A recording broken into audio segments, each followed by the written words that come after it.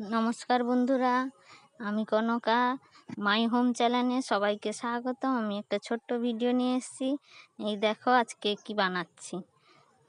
আজকে বানাবো চিড়ের পোলাও, চিড়ের উপমা বলো, পোলাও বলো। ওই চিড়ের পোলাও দিয়ে জল দিয়ে ভালো করে চিড়েটাকে ধুয়ে নেব। দুবার করে ভালো করে ধুয়ে জলটাকে ফেলে চিড়েটাকে শুকনো করে নেব। দিয়ে ভিজিয়ে দেব। চিড়েটা 5 মিনিটের জন্য ভিজানো থাকবে। ততক্ষণে আমি এদিকে আলু টালুগুলো কেটে নেব, আলু গাজর কেটে নেব। এই চিড়েটা ভালো করে জল ঝরিয়ে নিয়েছি। এটা 5 মিনিটের জন্য ভেজানো থাক।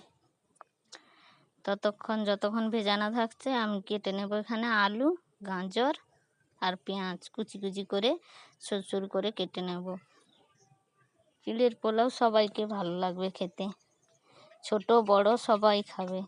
এগুলো টিফিনে করে দিলে সন্ধে সকালে সবাই খেয়ে নেবে।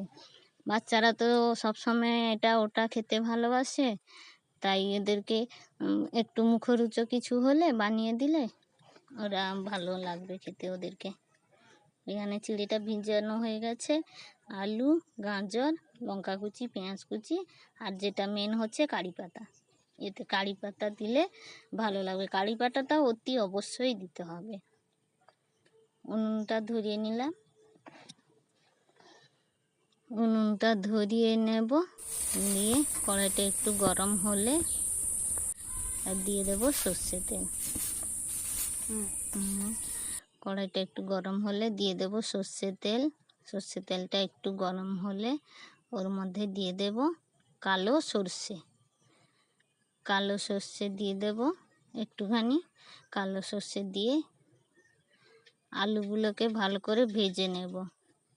আলু গাজর সব দিয়ে আলুগুলোকে ভেজে নেব।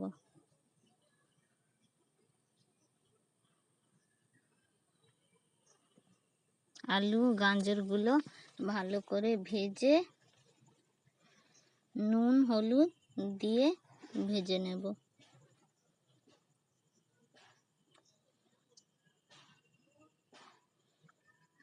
একটু নাড়া দিয়ে নিলাম। একটু নাড়া দিয়ে এটাকে ঢাকা দিয়ে দেব। ভালো করে সিদ্ধ হয়ে ভাজা ভাজা হয়ে যাবে।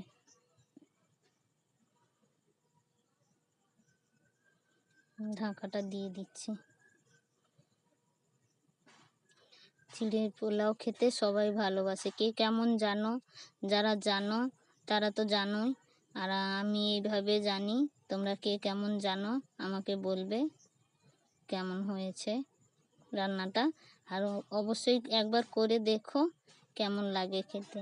যারা খাওনি তারা একবার করে খেও। এই আলুটাকে ভেজে নিয়েছি। এরপর আর একটু সর্ষের তেল দেব কড়াইতে। একটু সর্ষের তেল দিয়ে তারপরে দেব একটু কালো সর্ষে। কালো সর্ষে দিয়ে তারপরে দেব পেঁয়াজ কুচি। পেঁয়াজ কুচি দিয়ে দেব লঙ্কা কুচি, কারি পাতা সব দিয়ে দেব। কারি পাতাটা দিয়ে দেব, লঙ্কাগুলো দিয়ে দেব। দিয়ে একটু হালকা নাড়ব। একটু ভাজা ভাজা হলে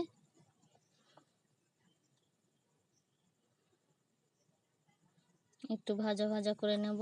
পেঁয়াজগুলোকে একটু লাল করে নেব। এত হাওয়া দিচ্ছে এদিকে, বাইরের দিকটা প্রচণ্ড হাওয়া হচ্ছে। উনুনটা বারবারে নিমে যাচ্ছে। একটু ভাজা ভাজা করে নিলাম। অল্প একটু পেঁয়াজের মধ্যে নুন দিয়ে দিলাম, তাহলে পেঁয়াজটা একটু লাল করে ভালো করে ভাজা হয়ে যাবে। এদিকে এত হাওয়া দিচ্ছে, উনুনটা বারে বারে নিমে যাচ্ছে।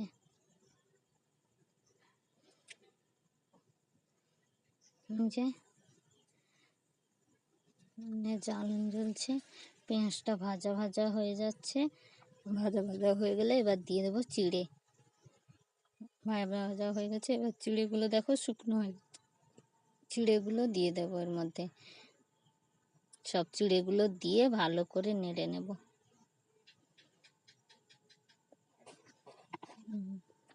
ভালো করে নেড়ে এর মধ্যে দেব অল্প একটু নুন। নুনটা পরিমাণ মতন দেখে দেবে, কেন সব ইয়েতে নুন দেওয়া হয়েছে। একটু একটু করে একটু নুন দিয়ে আর একটু চিনি দিয়ে দেব। হালকা একটু মিষ্টি দিলে ভালো লাগবে। একটু মিষ্টি দিয়ে দিলাম। চিড়ের মধ্যে একটু হালকা মিষ্টি দিতে হয়। মিষ্টি দিয়ে নাড়ালাম। একটু নাড়া হয়ে গেলে এর মধ্যে দিয়ে দেব ওই আলু, ভেজে রাখা আলুগুলো। একটু নেড়ে নিলাম। নুন চিনিটা মিশিয়ে গেলে দিয়ে দেব ভেজে রাখা আলুগুলো।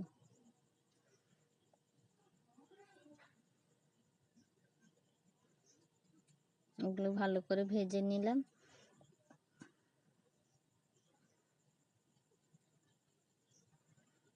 ভাজা হয়ে গেল। একটু ভাজা হওয়ার পর ভেজে রাখা আলুগুলো দিয়ে নাড়বো একটু ভালো করে নেড়ে।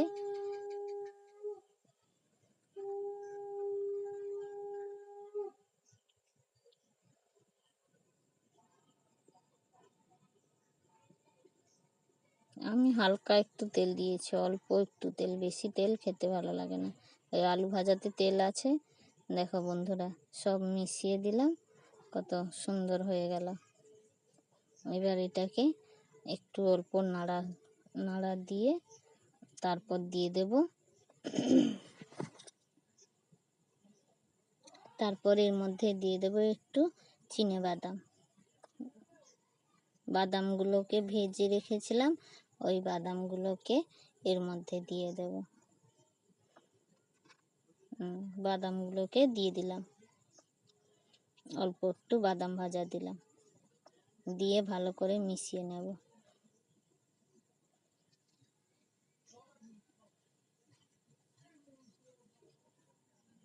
ভালো করে মেশানো হয়ে গেছে। আর এবার একটা বাটিতে করে তুলে নেব।